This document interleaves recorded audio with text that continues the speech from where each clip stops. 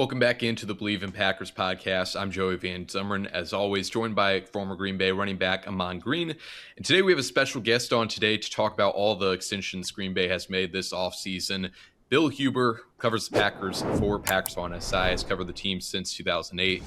My former boss as well. Bill, great to see you. Just what have you made of all the extensions Green Bay has made this offseason? Yeah, I like a lot of them. I know we're going to talk about the Devonte Wyatt one here pretty quickly. The production's been great. I mean, it's been like if you look at his pass rushing numbers, set aside the sacks, but the pressure percentage and all that. I mean, he's one of the top 10 guys in the league at that position. And goodness knows without Micah Parsons, they need all the pass rush they can get. So that's a big one. Kraft is obviously a must. Even Isaiah McDuffie makes some sense. He's quietly been a solid contributor for the last 3 years. So I think some solid signings. It's just the injury stuff kind of makes you a little weak-kneed. I mean, they're paying a lot of money to some guys who've got not small injury histories. Absolutely. Yeah. So I'm excited to talk about Devonte with that specifically. Amon, before we get to those specific players, could you just provide some perspective from your time as a player, just kind of I guess, the politics of negotiating a contract extension like we're going to talk today, just the communication you have with your agent and the team, just how that all comes together?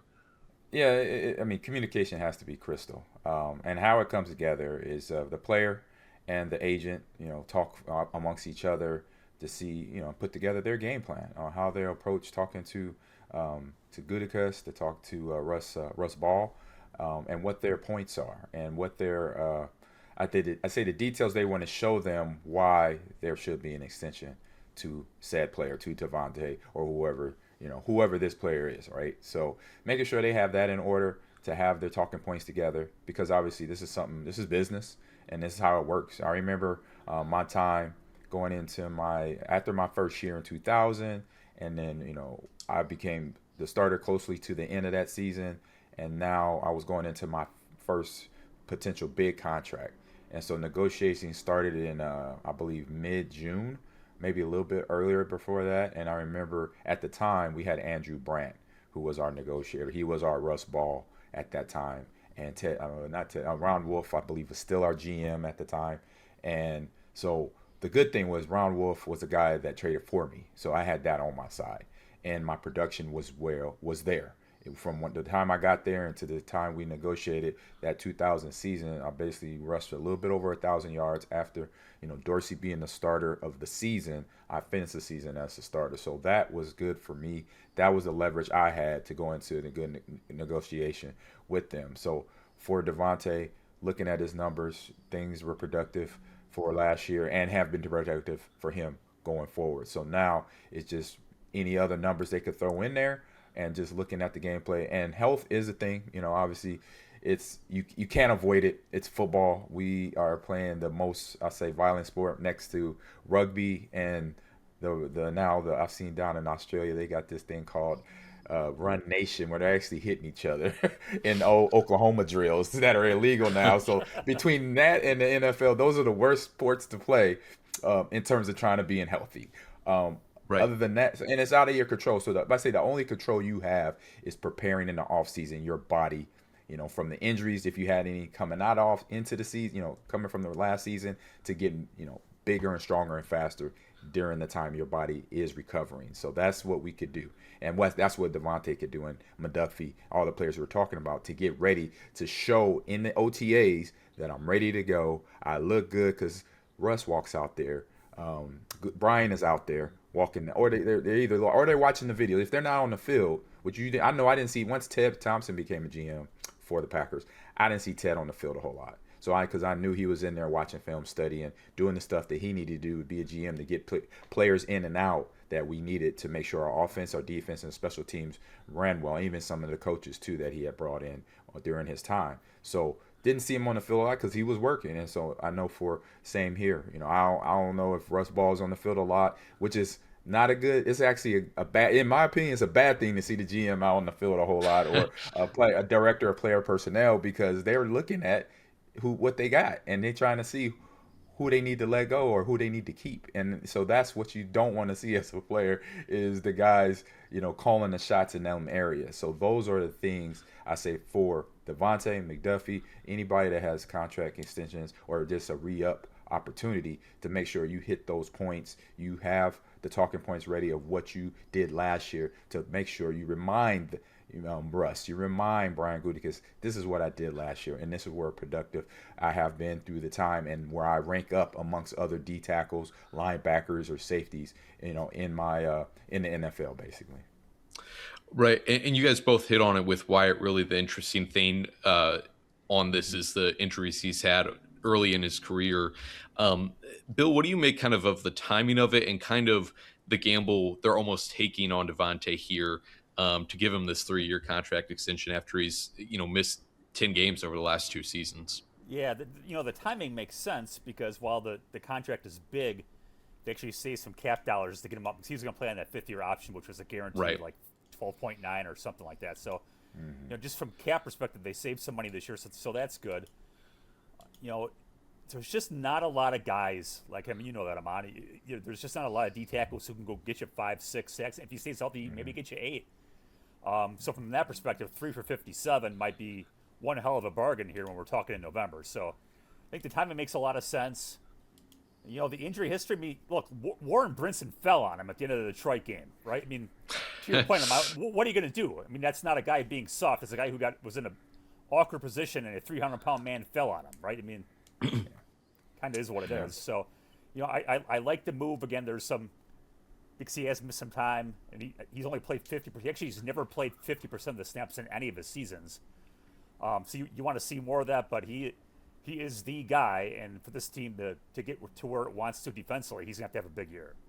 Yeah. And I'll just add one more thing real quick, Uh-huh. really. And to be the guy is because he has that he does have some, even though it's not a lot of snaps like you mentioned, he still has some experience than anybody. So, and that's the one thing I think that's where the confidence within Russ Ball, within Brian Gutekunst, within Gannon, Matt LaFleur, the coaches have. They see the film that he's been on. So when he's in there, he does make plays. Yeah, you mentioned Gannon there, Ahman. That's a good point. If you look at Jonathan Gannon's history with D tackles, with the Eagles and the Cardinals, those guys are pretty productive. I remember Javon Hargrave was saying at OTAs he was talking about how Gannon is really good at getting his guys one-on-one. So if they can get some one-on-ones for Devonte Wyatt, I think they're going to be in really good shape. Yeah, I mean, the defensive tackle room is interesting, and I think, with Devonte, they almost – I think they would have made this extension either way, but just with the rest of the roster in that room, I mean, obviously as a Missouri guy, I like the idea of what Chris McLeod can be, and I think he can be productive in this very first season here.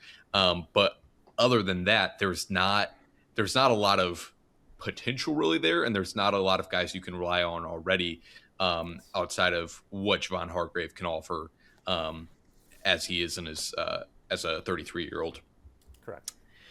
Ahman, one more question for you on this. I mean, you hit on Devontae's injury history and kind of the portents of this offseason for him to be coming off an injury like he had last year.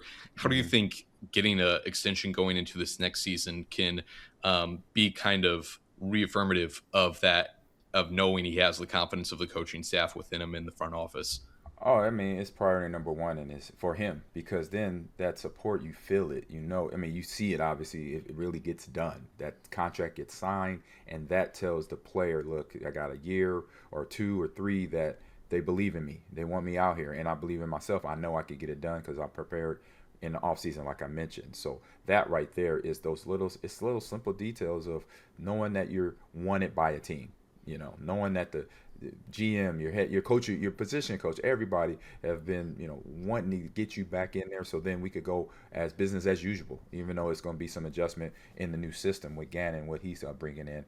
Other than that, it's going to be business as usual come training camp, which has already started. Yeah, absolutely. And I think the other thing with Devonte that I'll be watching, and I'm surprised it really hasn't come out yet, is kind of the real details of the contract. At its surface, it's 3 years, $57 million with a $20 million signing bonus, but wouldn't be surprised if it's one of those that Green Bay likes to do where it's first year is guaranteed, obviously, and then can be easily adjusted after that, depending on his performance. Mm-hmm. Moving on to Tucker Kraft, which is expected to be the next extension for Green Bay. Obviously, not any expectation that he won't get that extension before the season or early into the season. Bill, what can you tell us there as far as what you know and what you expect for what could be a record-breaking deal for Tucker? Yeah, I mean, there are no tight ends making $20 million per season. I forget who's number one, but it's like 18 and a half or something like that. I mean, just by the nature of contracts, I'm assuming he's going to be the number one guy, and it wouldn't surprise me if he's at 20. Look,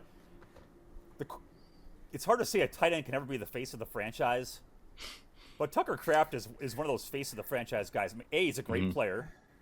He's a great leader. He wants to be here. He's embraced everything about being a Packer.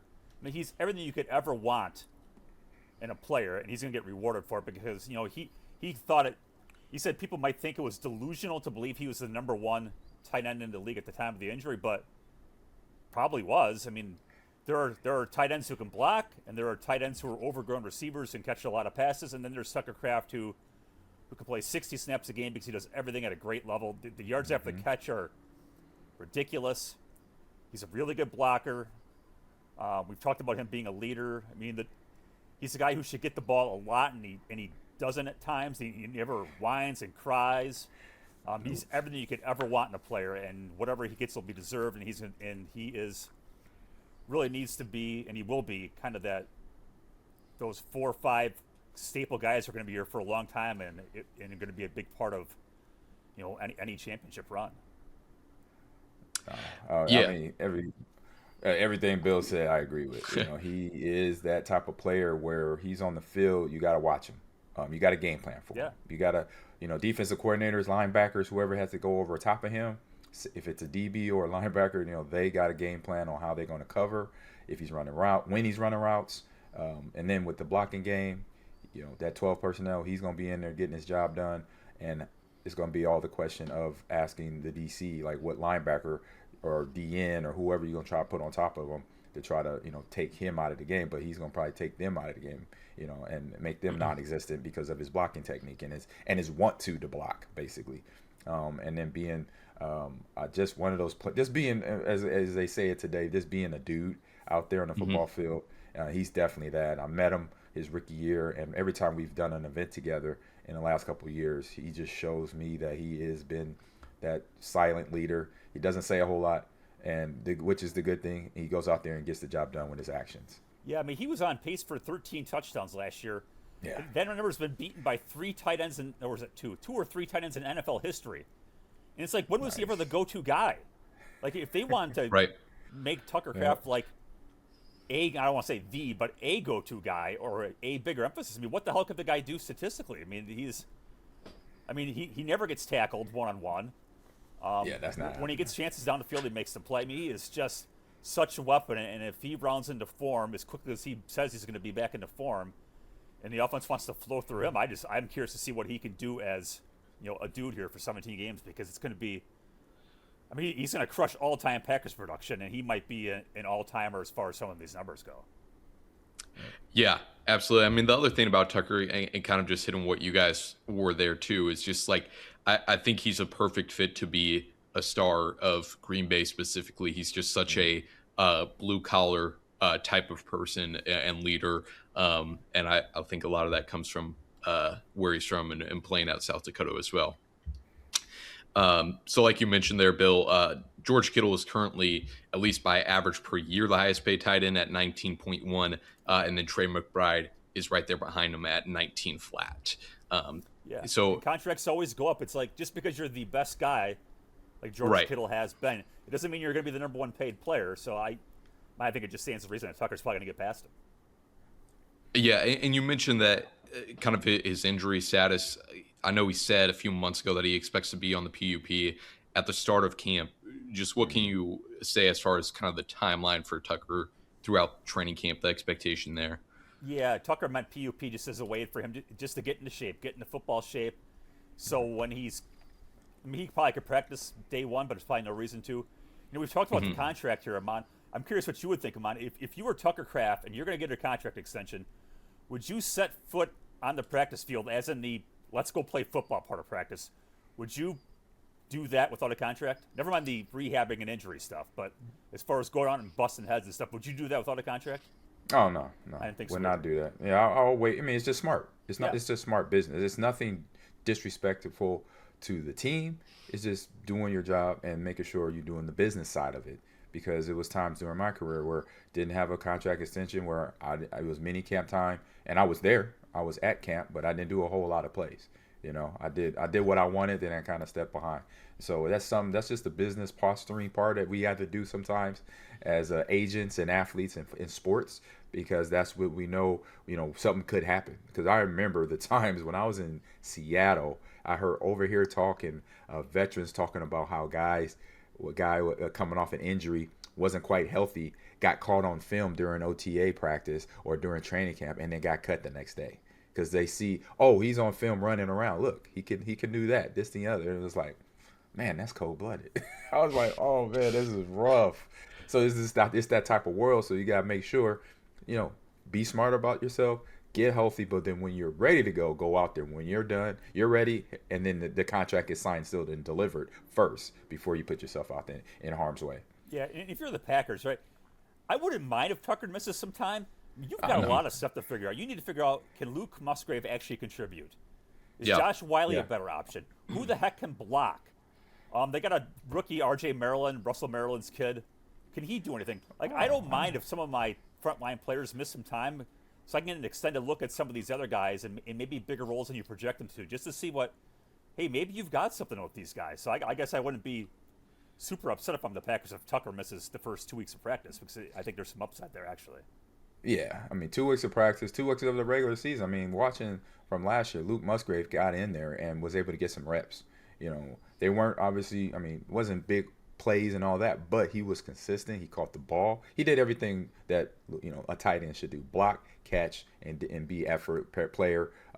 Special teams from time to time as well. So I was watching them. So that's a good thing. They have him in there because he has that experience already from last year. Absolutely. With training camp, Green Bay, the veterans report a day from when we're recording this. Bill, starting with you, what are going to be some of the things you're looking at when you get out onto the practice field tomorrow, or on Wednesday Yeah. rather? Yeah, when practice, we know who the three receivers are going to be. Who's number 4? Because Watson, Reed, I don't even care about the injury history, which is obvious, but receivers can't play every snap. It's impossible. They run too much. So, Yeah. Who's going to be on the field? If Jaden Reed's suck and win because he's played 8 snaps in a row, who's going to be on the field on third down? If you're in comeback mode and those guys are running routes and you have to go take a break just to catch your breath for a play, who's going to be on the field and who can make a play? Like, Savion Williams didn't do anything as a rookie. Nothing. It's not his fault. He wasn't asked to. Bo Melton played corner last year. Can you count on him? How about any of these young guys? Can Sky Moore, who had a couple decent years with the Chiefs receiver-wise, can he be a guy? You're going to have to find a 4th receiver. So I think that's big. And then, who's going to rush the passer? I just think this is like the 5-alarm need of finding some pass rush where at this point there's none. So that to me it's receivers, pass rush, and you've got to find who's going to be the other corner opposite Keyshawn Nixon. Because Keyshawn's going to start whether you like it or not. Is Cisse ready to be the starter? Is St. Just going to be a big upgrade? Can Valentine rise to the occasion? So those are the 3 position groups in my mind. They got to get sorted out. Yeah. And the kicker too, obviously. Yeah, and they drafted one, which is cool. Right. And then they signed who was the guy from the Falcons they signed yesterday? Oh shoot. Transactions. I just saw that. It was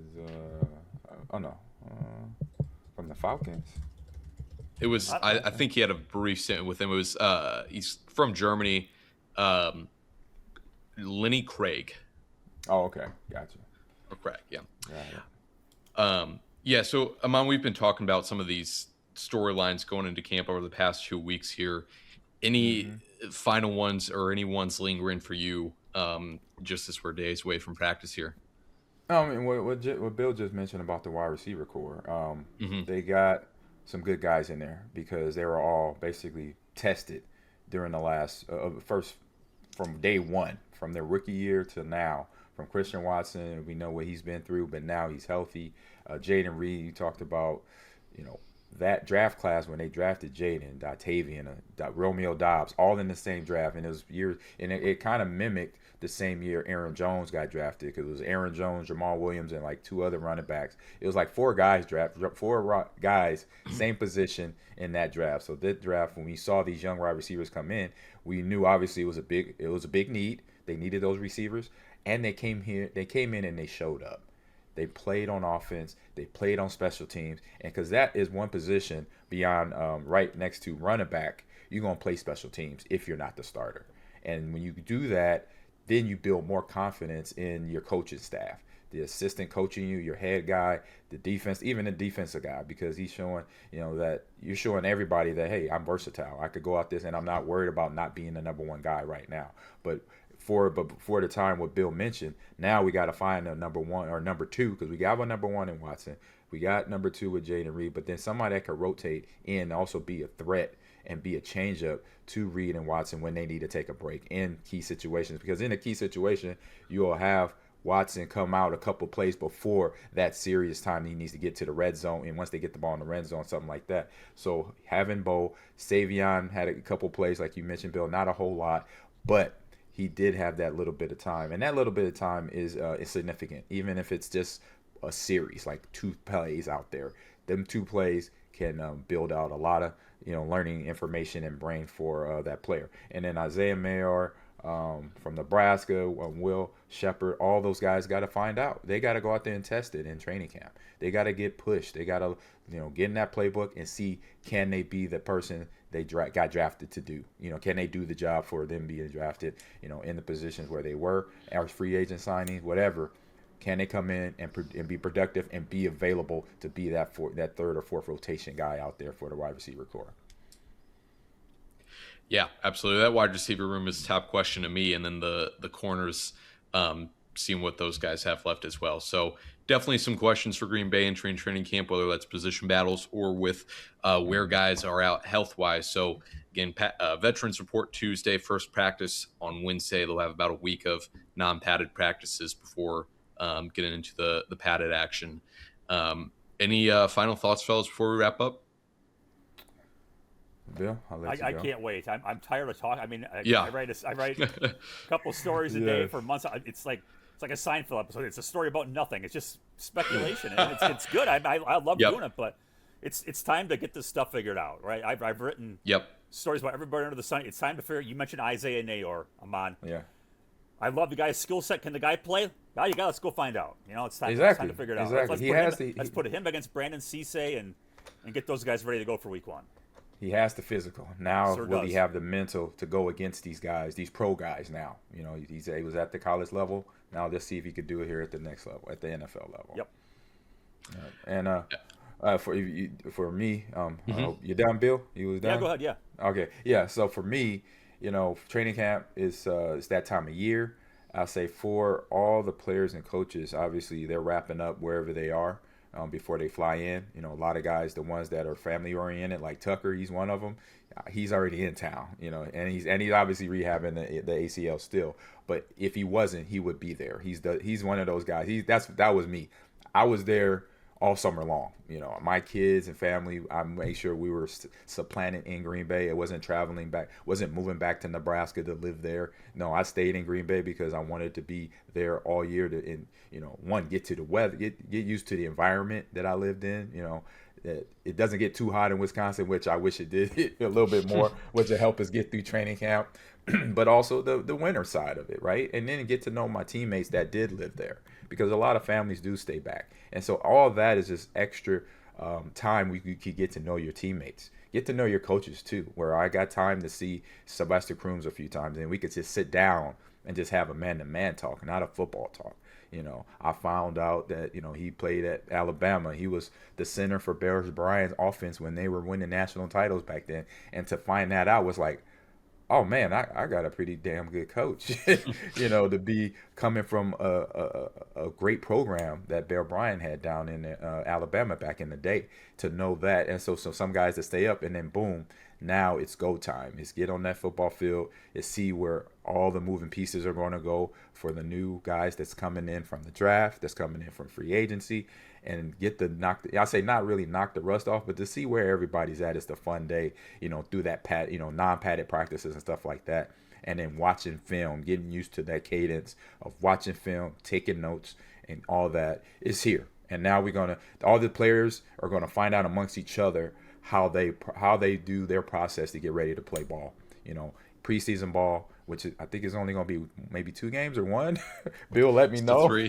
It's 3, but you're right though. For the key players, maybe they'll play a little bit of 1. Yeah, it's a different time for sure. Right. I had 4 games. I had 4 preseason games that I knew I was going to play in, and every now and then Coach Sherman would throw me a bone. And what he would do was, in that 4th preseason game, he wouldn't tell me that he would kind of give me the eye like, Ahman, you're not playing the whole game, but he wouldn't say it. And literally, we'll be kicking the ball off, and he'll come up to me and put his hand on my shoulder. He said, "You're done." I'm like, why couldn't you tell me this in the locker room? I didn't have to do warm up.